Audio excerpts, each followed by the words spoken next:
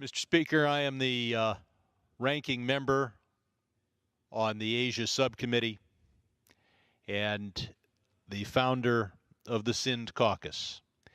In those two roles, I have focused on human rights and the rule of law in Pakistan, and particularly in its perhaps largest province, Sindh, comprising most of southern Pakistan.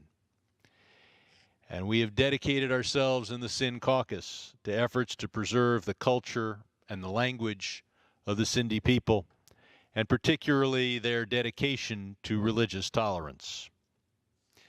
Unfortunately, the human rights picture in Pakistan and in Sindh are not good.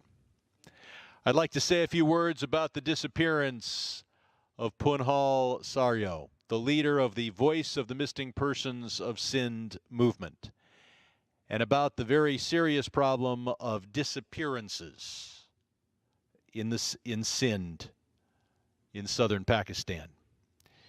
Just this past summer, Punhal Saryo led a march between Sindh's two major cities, Hyderabad to Karachi, demanding accountability for Sindhi activists who have been abducted by Pakistani security forces or simply disappeared. Where is Punhal now? It appears that he too has fallen victim to the very serious forces that he marched against. Punhal's case is hardly an isolated one.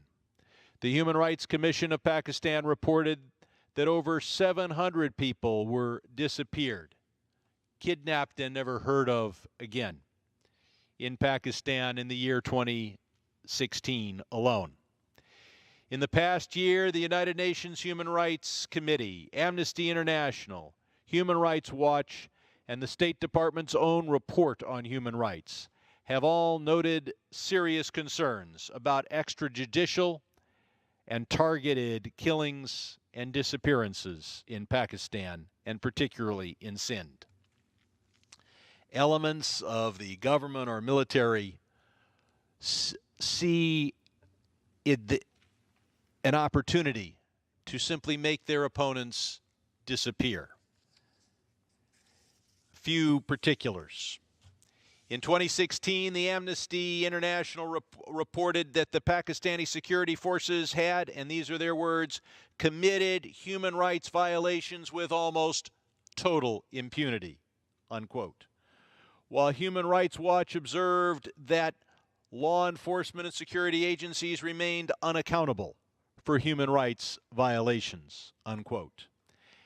And the State Department itself noted in Pakistan, quote, the most serious human rights problems were extrajudicial and targeted killings, disappearances, torture, the lack of the rule of law, unquote. 2 years ago, in 2015, Sindhi leader Dr. Anwar Lagaria was brutally murdered in Pakistan. Days before his death, he had sent a memorandum to President Barack Obama about human rights violations by the Pakistani military and its ISI, the Inter-Service Intelligence Agency, an important part of the Pakistani military. I attended a memorial service for Dr. Lagari here in Washington and have come to know of his work for human rights for the Sindhi people of southern Pakistan. The Pakistani government has not been responsive to numerous inquiries into the reason for Dr. Lagaria's death and for why his perpetrators have not been brought to justice. 2 months ago, on August 18th, I sent a letter to the Acting Assistant Secretary of State for South and Central Asian Affairs and to the U.S. Ambassador to Pakistan expressing strong concerns about human rights violations of the Pakistani government in Sindh. 6 of my House colleagues, 3 Democrats and 3 Republicans, joined me in that effort. There are other human rights concerns in Pakistan that I should also bring to the attention of this House. The people of Sindh face religious extremist attacks ISIS, for example, claimed responsibility for an attack on a Sufi shrine in Sindh that killed 80 people. And yet the government has not acted to protect religious minorities and in general has not acted to protect the people of Sindh from Islamic extremism.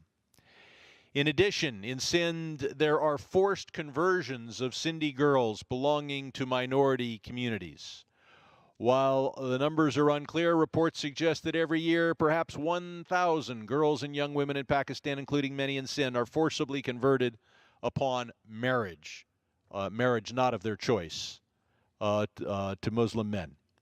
The Pakistani government has not done enough to stop this practice, and reform measures have been circumvented and not enforced. Human rights abuses of this type cannot go unanswered.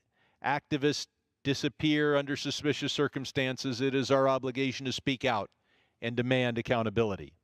These disappearances and other violations of human rights should be a major topic of conversation in all bilateral discussions between our government and the government in Islamabad.